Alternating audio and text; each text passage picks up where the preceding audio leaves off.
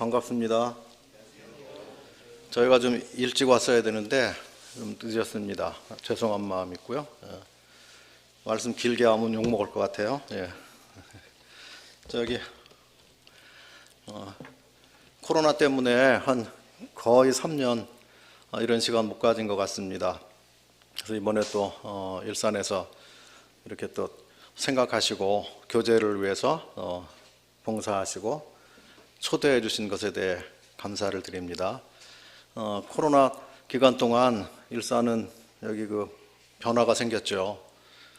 예배당 리모델링 겸 증축 겸 해서 바쁘게 또 보내셨고, 또 막판에 또 안쪽에 인테리어 하는 거는 어디 다른 데 맡기지 않고 또 이곳에 형제님들이 또 달라붙어 가지고 일을 같이 하고 이렇게 해서 하여튼 더 많은 성도가 모여서 교제할 공간으로 이렇게 변모된 것 감사를 드립니다. 그리고 이곳에서 주님이 기뻐하시는 아마 또 청년들 연합 집회 이런 것도 계획하시고 준비하시고 기도하시는 것 같은데 주님이 기뻐하시는 그런 집회들이 이곳에서 또 잘 이루어질 수 있기를 바라는 그런 마음이 있습니다. 오늘 축구 교제입니다. 그죠? 축구가 주가 아니고 뒤에 교제가 더 주가 되잖아요. 그래서 너무 과열되고 그래서 다치고 그러면 곤란할 것 같습니다. 그래서 하여튼 아무리 해도 일산하고 의정부하고 하면 일산한테 안 되죠. 젊은 피들이 있고 식구들이 있고 워낙 실력이 있는데 브라질하고 한국하고 했는데 한국이 아무리 열심히 하려고 그래도 이게 실력 차가 있잖아요. 그래서 졌는데도 다 그냥 박수치고 잘했다 그러고 그렇게 하더라고요. 그래서 오늘도 좋은 교제 시간 또 서로 사귀고 또 함께하는 그런 시간이 됐으면 좋겠습니다.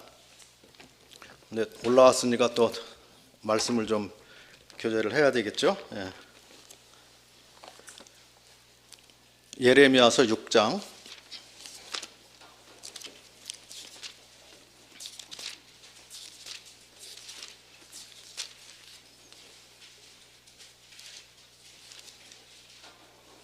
예레미야 6장 16절입니다.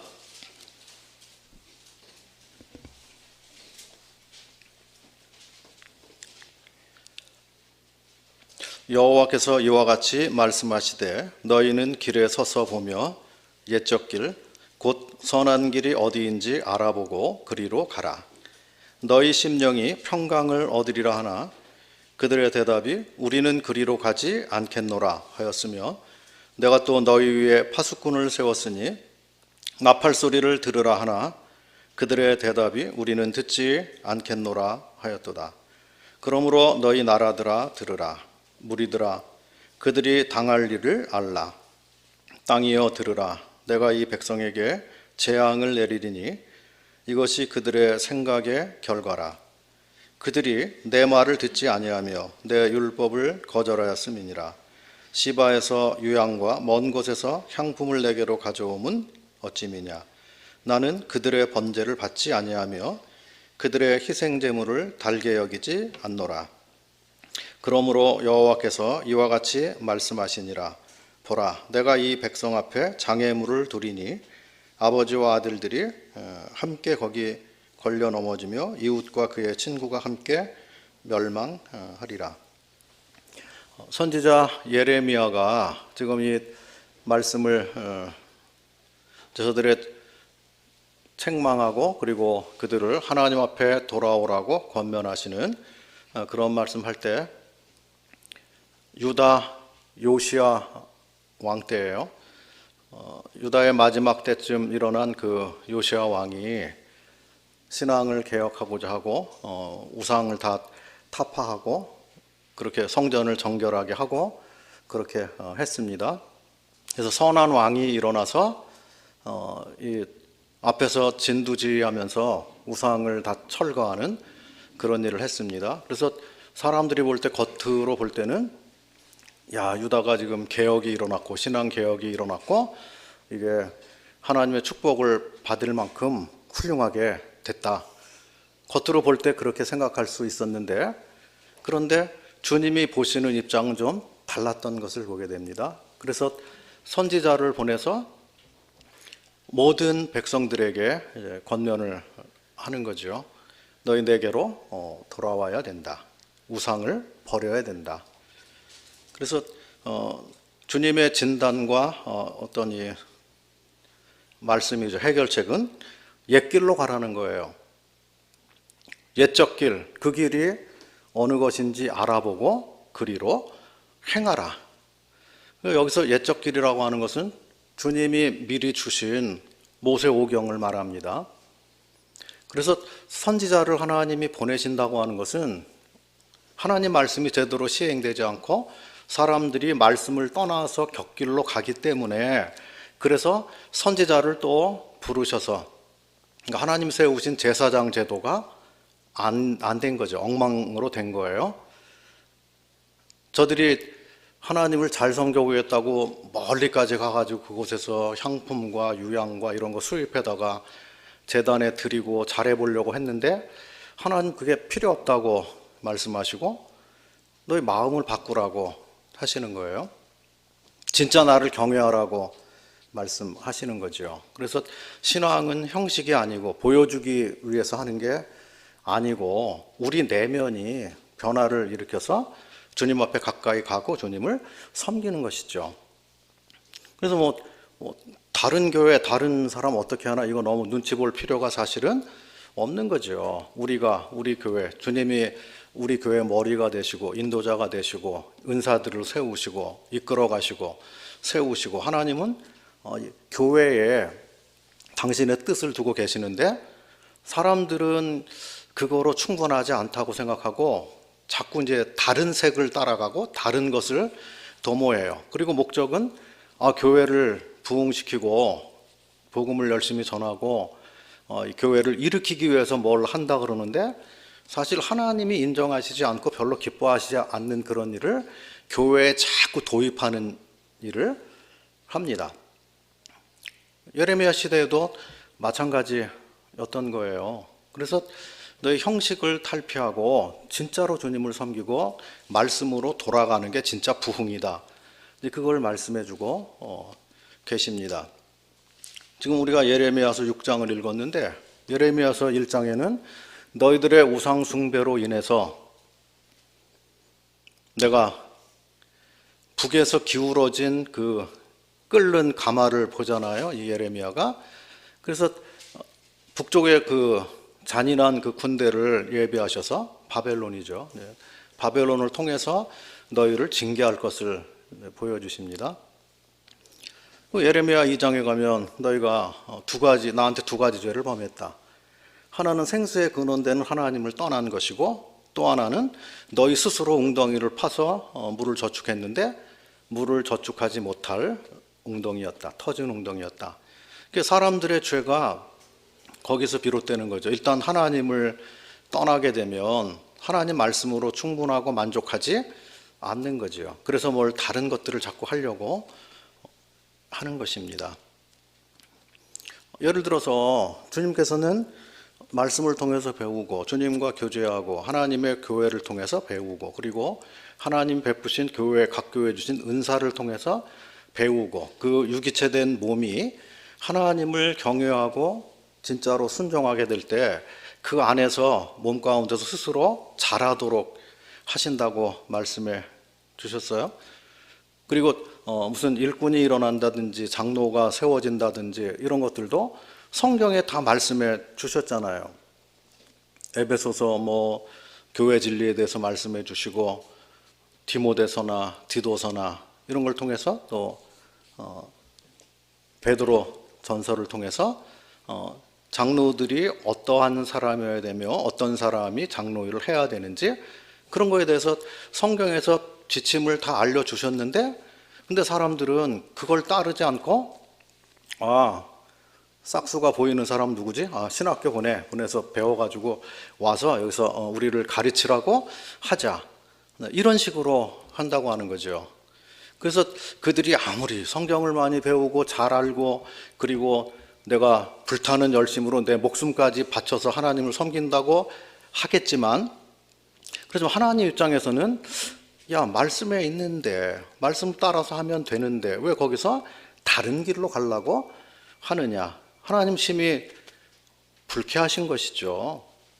사람들은 그것이 훌륭한 일인 것처럼 포장하고 자랑하고 그것을 막 세력을 키워가려고 하고 인간이 일어나서 더 열심히 하려고 하는데, 근데 하나님 보실 때는 마치 이 요시아 시대에 위로부터 그렇게 주어져서 왕이 먼저 일어나서 그렇게 개혁을 하니까 겉으로는 다 따라갔는데 이제 속은 그게 아니었던 거예요. 그러니까 풀뿌리까지 다 하나님이 경외하는 쪽으로 된 게 아니었던 거죠. 우상을 여전히 섬기고 저들 마음에 하나님으로 충분하지 않고 세상을 따라가고 세상이 들어와서 점령하고 있고, 이제 이런 것들을 하나님 보셨기 때문에 예레미야를 보내셔서 막 책망하시고 그리고 내게로 돌아오라고 권면하고 계십니다. 예레미야 3장에 가면은 배역한 이스라엘과 패역한 유다.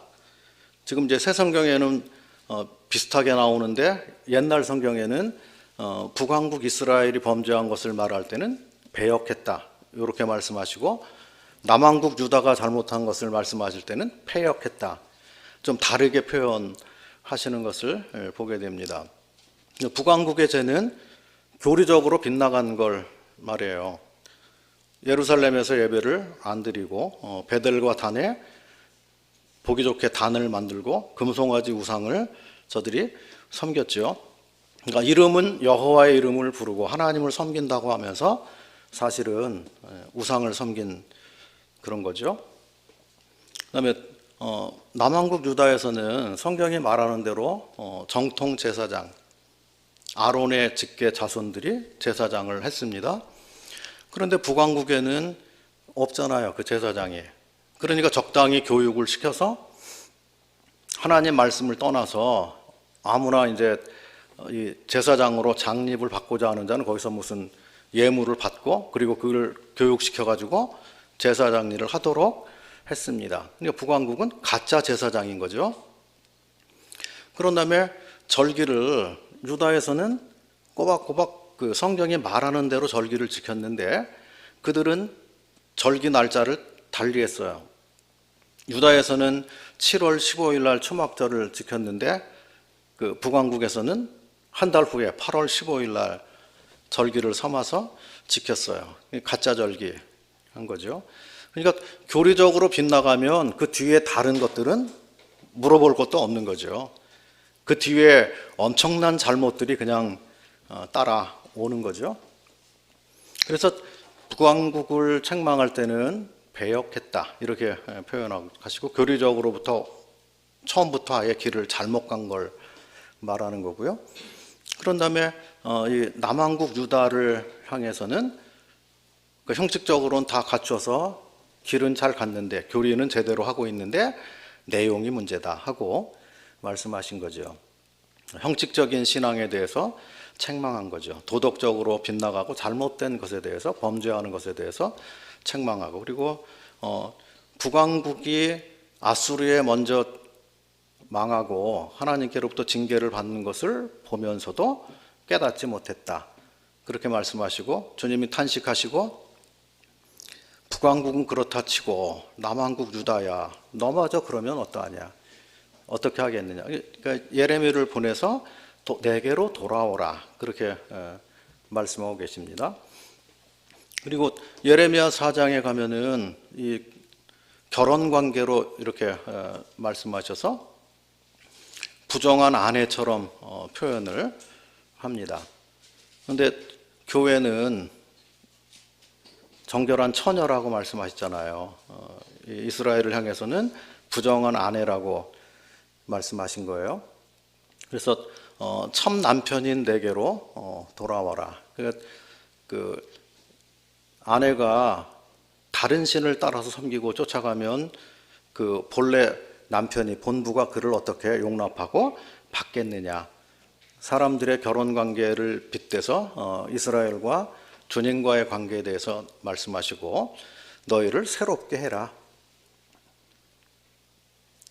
겉에 할례만 하지 말고 표면적으로 유대인이 아니니까 할례는 마음에 하는 거니까 너희 마음을 새롭게 해라. 마음 가죽을 베고 나에게 속해라. 그러니까 진실하게 나를 사랑하고 섬겨라. 이제 그런 권면을 하시는 것이죠. 예레미야서 5장 1절. 이게 원래는 성경 다 찾아보면서 해야 되는데 시간이 없어가지고 그냥 말로만 했습니다. 나중에 읽어보시면 되겠습니다. 5장 1절 보시면 너희는 예루살렘 거리로 빨리 다니며 그 넓은 거리에서 찾아보고 알라. 너희가 만일 정의를 행하며 진리를 구하는 자를 한 사람이라도 찾으면 내가 이 성을 용서하리라. 예레미야서 5장 30절입니다. 이 땅에 무섭고 놀라운 일이 있도다. 선지자들은 거짓을 예언하며 제사장들은 자기 권력으로 다스리며 내 백성은 그것을 좋게 여기니 마지막에는 너희가 어찌하려느냐. 소돔성이 망할 때는 의인 10명을 못 찾았다. 그렇게 말씀하시는데 하나님이 마음과 뜻을 두고 관심을 가지고 오랫동안 사랑하신 그 예루살렘 성이 멸망당할 때 그때는 하나님께서 내가 예루살렘에서 의인 한 사람을 못 찾았다. 심각한 거죠. 그래서 너희가 다 입술로는 주여 주여 하지만 마음은 내게서 멀다. 그것을 말씀하고 계시는 것이죠. 그래서 오늘날도 신앙생활이 다를 게 없어요. 신앙생활은 순수한 것이죠. 주님과의 나의 관계가 이게 바르게 형성된 그것을 주님 오실 때까지 그 사랑 안에서 주님과 아름다운 교제를 나누며 가는 거죠. 그래서 주님이 지금 오셔서 이 교회를 진단하시고 한 말씀만 해주십시오. 그러면 주님께서 뭘 말씀하시겠냐 하는 거예요. 예레미야 시대에 너 옛길로 가라. 그 말씀이 있지 않느냐. 그렇게 하신 것과 똑같이 말씀하실 수밖에 없다고 하는 거예요. 성경에 기록이 있지 않느냐. 신약 성경에 그렇게 교회에 대해서, 복음에 대해서, 진리에 대해서 그렇게 기록해 놓고 말씀한 거 그걸 따라서 가면 되지 않겠느냐. 왜 신학교 안 만들었냐, 제자 훈련 왜 안 했냐, 성교 훈련 왜 안 했느냐, 교회에서 이런 프로그램을 안 했느냐, 어느 교회는 그거 해가지고 엄청나게 부흥된다 그랬는데 그런 걸 왜 너희는 도입해서 하지 않았느냐. 주님이 그런 걸 말씀하실까요? 근데 예배를 제대로 안 드리면 말씀하셨겠죠. 왜 만찬 예배를 안 드리냐? 네? 그건 말씀하실 거예요. 나를 기념해 달라고 했는데 너희가 그렇게 소홀히 하고 안 했느냐. 교회에 계단을 만들지 말고 성직자 평신도 하지 말라고 했는데 너희 왜 그렇게 했느냐. 그건 엄중한 책망을 받게 될 것입니다. 그래서 겉으로 보이기에 어느 교회가 막 엄청 부흥하는 것 같고 엄청나게 뭘 잘하는 것 같고 매스컴에서 타고 그걸 막 자랑하고 그렇게 해도요. 그거보다 중요한 게 주님이 어떻게 말씀하셨느냐가 더 중요하다고 하는 거예요. 왜냐하면 마지막에 가서 우리의 어떤 이 땅에서 사는 그 살아온 삶 또 주님 섬긴 공력 이런 것에 대해서 판단하시게 될 때 그때 불을 통과할 때 타버리면 없잖아요. 남는 게 없는 거예요. 그런데 불을 통과해도 그걸 남는 건 뭐냐? 말씀대로 한 것만 남는다고 하는 거예요. 그래서 하나님의 교회를 섬기는 모든 사람들이 그걸 유념해야 된다. 그래서 그렇게 권면해 주신 것입니다. 주님께서 초대교회 순수했던 모습으로 가. 그게 진짜 부흥이야. 사도행전에 다 그 말씀이 기록되어 있지 않느냐. 신약 성경에 그런 교훈들이 다 있는데 왜 그걸 부족하다고 여기고 다른 것들을 해야 되냐.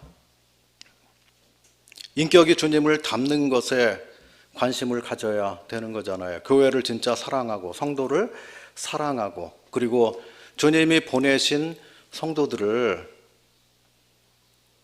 주님의 지체이고 내가 그를 섬기라고 우리 교회에 보냈으니까 주님이 허락하시는 동안 최선을 다해서 사랑하고 섬기면 그게 다 상급으로 되는 거죠.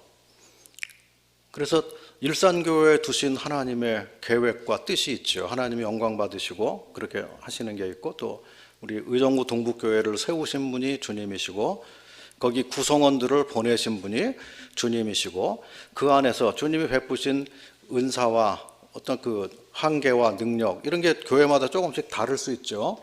근데 그럼에도 불구하고 감사함으로 생각하고 그 안에서 최선을 다해서 주님께 영광 돌리고 섬기려고 하는 것, 그게 주님을 잘 섬기는 그런 것이죠.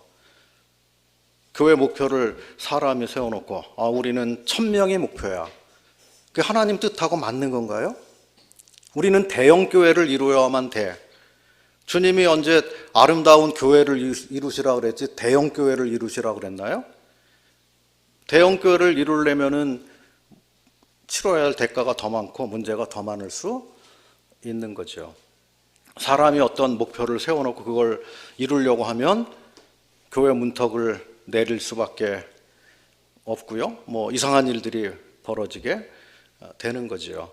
그래서 주님이 주시는 대로 하는 거죠. 그 평안한 거예요. 그러면 숫자가 늘어나도 뭐 그렇게 막 상심하고 큰일 났다 그러고 뭐 평안을 빼앗기고 그럴 필요가 없는 거고요. 숫자가 막 늘어난다 그래가지고 교만해져 가지고 야 우리가 엄청 잘해가지고 그런가 보다, 하나님이 엄청 우린 축복해 주시는가 보다, 그게 아닌 거죠. 영광 받으실 분은 하나님이시기 때문에. 그래서 주님이 말씀하시는 그 교회를 우리가 끝까지 지키고 이 진리를 지켜나가는 게 우리가 또 해야 할 그런 일인 것을 보게 됩니다. 초대교회 모습이 어땠나요? 그들은 신앙이 분명했잖아요. 뚜렷한 믿음이었어요. 핍박이 심했던 그런 시대인데 저들이 예수님의 이름을 나타내고 신앙을 내가 주님 믿는 사람입니다 하고 그것을 세상에 드러내는 그런 일에 주저하지 않은 거예요. 그래서 분명한 모습으로 살았기 때문에 또 핍박이 또 많았던 것이죠. 그들이 자랑스러운 신분을 세상에 감춘 게 아니고 그것을 드러내기를 원하고 살았던 것을 보게 됩니다.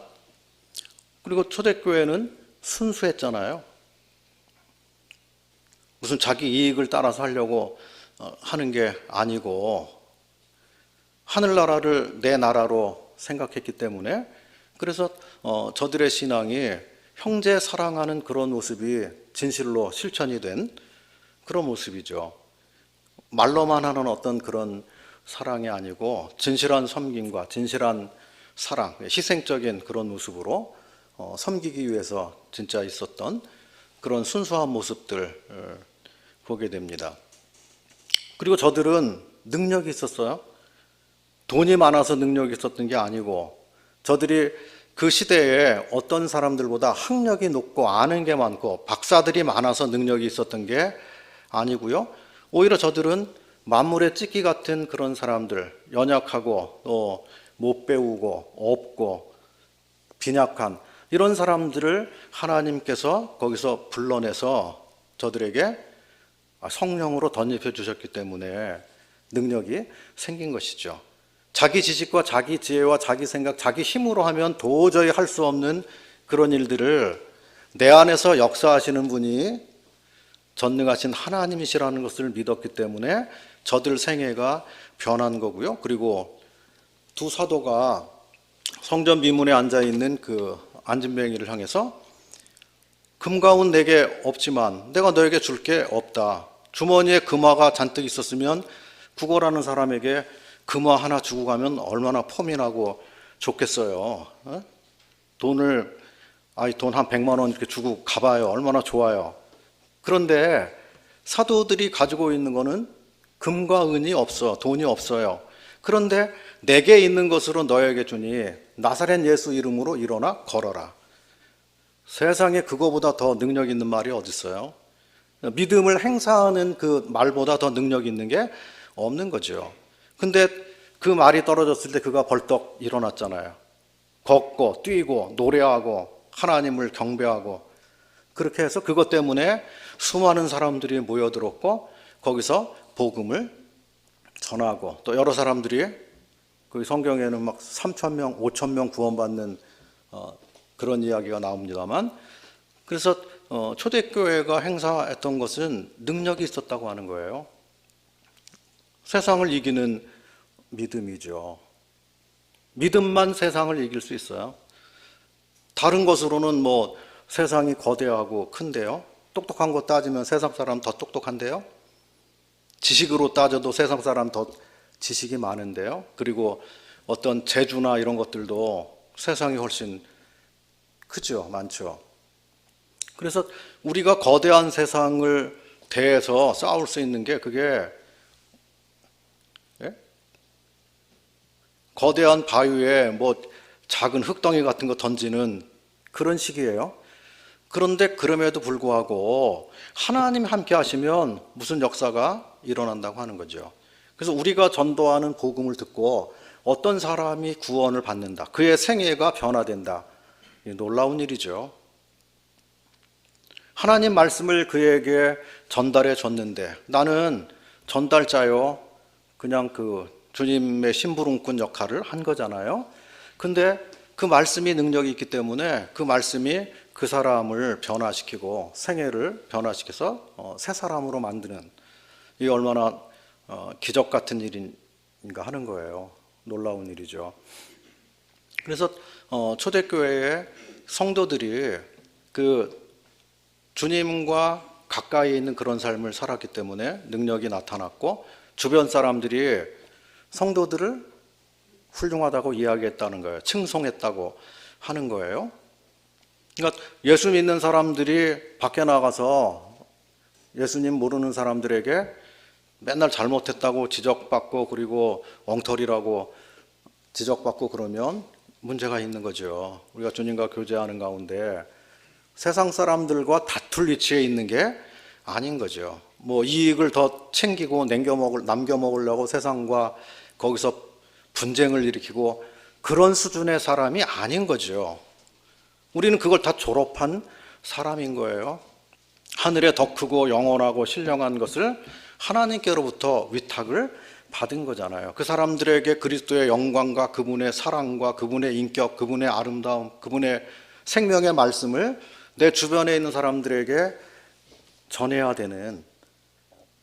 그래서 교회가 눈이 어두우면 세상 소망이 없는 거예요. 어두운 거예요. 성도들이 하늘의 영광, 하늘의 것, 하늘의 분깃, 주님, 거기에서 마음이 멀어지면 교회는 소망이 없는 거고요. 세상은 더 마찬가지죠. 교회를 통해서 빛을 받아야 되는데 교회가 어두우니까 세상은 더 악한 길로 빠져들게 되겠죠. 그래서 이 초대교회가 했던 것이 핍박과 고난이 와도 그리스도를 증거하는 일을 했다는 거죠. 하나님 말씀을 지키려고 하고 진실한 사랑을 나누려고 하고 그리스도의 재림을 진짜로 기다리고 지금도 다른 게 없어요. 성경이 말하는 대로 하라고 주님 말씀하시는 거죠. 성도들이 진짜 주님을 날마다 기다리고 살면 뭔가 다르겠죠. 달라지겠죠. 깨끗한 세마포, 주님이 입혀주신 그 의의 옷을 내가 더럽히기 싫다. 세마포는 성도들의 옳은 행실이라고 그랬는데 내가 주님 말씀 따라서 오늘 한 말씀이라도 실천하고 순종해야 되겠다. 지식으로 많이 아는 것하고 내가 순종하는 것하고는 좀 다르죠. 그 말씀을 내 삶에 적용해서 진짜 실천하는 것하고 많이 아는 것하고는 다릅니다. 그래서 요즘 모임에요. 뭐 일사는 그런 분이 한 사람도 없죠. 저희 의정부 동부모임도 그런 성도 형제님이 한 사람도 없습니다만 내가 신학교를 가서 배워가지고 성도들을 가르쳐야 되겠다. 앞으로 내가 장로 일을 할 그 포부가 있는데 신학교 가서 많이 배워가지고 많이 알아야 뭘 할 수가 있으니까 배워다가 해야 되겠다. 근데요 이런 것들이 많이 일어났어요. 그래서 옛날에는 신학을 부끄러워서 몰래 했는데 지금 하도 많이 하니까 대놓고 해요. 대놓고 아주 많이 해요. 뭐 몇 수십 명이라 그래요. 지금 신학 그 하시는 분들이 뭐 박사학위 받으려고 뭐 박사 코스 공부한다고 하고 뭐 하고 막 그럽니다. 그런데 이게요, 교회의 위기 시대가 왔다고 생각이 듭니다. 근데 결국은 성경만으로 부족하고 주님 말씀만으로 부족하고 주님이 나와 함께 하신다고 하는 이 약속, 그것으로 부족하다고 여기기 때문에 내가 뭘 가서 배워야 된다고 하는데, 근데 구원 안 받은 사람들, 교파 사람들이 운영하는 신학교에 가서 어찌 구원받은 형제가 거기 가서 앉아서 그 가르침을 받겠냐 하는 거죠. 머리를 욕되게 하는 것 같아가지고 저 같으면 못 앉아 있을 것 같습니다. 토 나와가지고 못 있을 것 같아요. 그 시간에 주님께 기도 한 번 더 하고 성경 내가 한 번 더 읽는 게 나을 것 같아요. 진실한 마음으로. 그리고 형제 사랑을 실천하기 위해서 누구 필요한 그런 그 형제를 생각하고 그 가정을 생각하고 실질적인 도움을 주려고 한번 뭐 신방을 한번 한다든지 뭐 그러는 게 훨씬 낫지.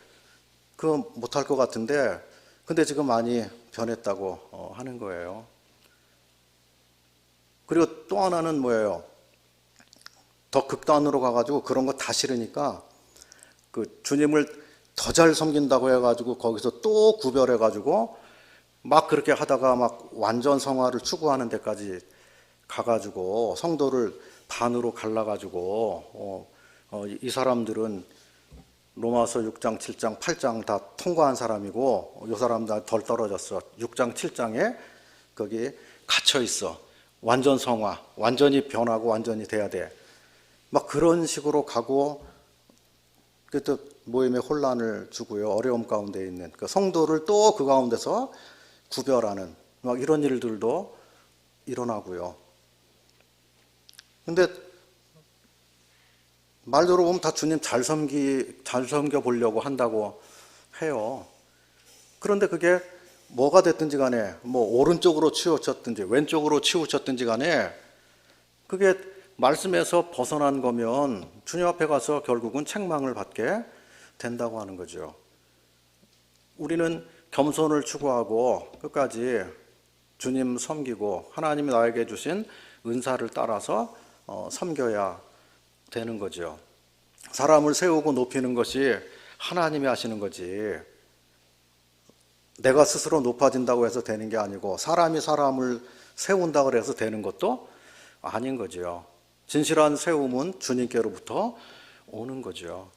그래서 저희는 오늘도 주님 오시기를 기다리고 형제 사랑을 실천하고 그리고 주님이 오늘 옛길로 가야 된다 이렇게 말씀하셨으니까 과연 옛길로 가는 것이 어떤 건가? 그 말씀으로 돌아가는 거지. 순수성을 회복하는 거지. 주님이 일하시도록 하는 거지. 사람이 그걸 막 못하게 막고 자기 마음대로 하는 어떤 그런 게 아니고 성령이 역사하시도록 그 자리를 내어드리는 거지. 우리는 다 겸손한 사람들이고 주님의 종들이지. 그런 마음을 가지고 진실한 사랑으로 섬긴다면 어느 교회든지 그렇게 하면 주님께서 역사하시고 부흥케 하신다고 믿습니다. 사람이 좋은 프로그램을 가지고 아무리 복음을 전해서 그리고 그를 시인하도록 만들어서 뭐 침례를 주고 그렇게 해도요, 나중에 보면요 성령의 역사에서 구원받은 사람만 남는 거고 그렇지 않은 사람들은 다 중간에 없어져 버려요. 왜냐하면 진짜 믿은 게 아니기 때문에. 그래서 한 교회가 세워지고 또 뭐 부흥되는 거기에 성령이 역사하시지 않으면 결코 아무도 진짜 구원받지 않는다고 하는 거죠. 구원받은 사람들이 모인 게 교회지요. 구원 안 받은 사람들이 아무리 많이 모이면 뭐 하겠어요. 모양만 갖췄는데 내적으로 변화가 안 일어나는데 그러면 그 공동체 교회에 어려움만 더 끼칠 수도 있는 거죠. 그래서 오늘 뭐 축구 교제하러 모였는데 가볍고 즐거운 그 내용 뭐 이런 것으로 교제해도 좋은데 그런데 우리가 이왕 이렇게 모였기 때문에 이건 어떤 면으로 무거운 주제죠. 그리고 우리가 평생 생각해보고 추구해야 할 그런 문제인데, 어쨌든 일산 모임이나 저희 모임이나 다른 게 없잖아요. 주님이 기뻐하시는 모임, 주님이 인정하시는 교회, 말씀대로 세워가는 교회, 그런 교회가 됐으면 하는 그런 바람으로 이렇게 말씀을 드렸습니다. 이상입니다.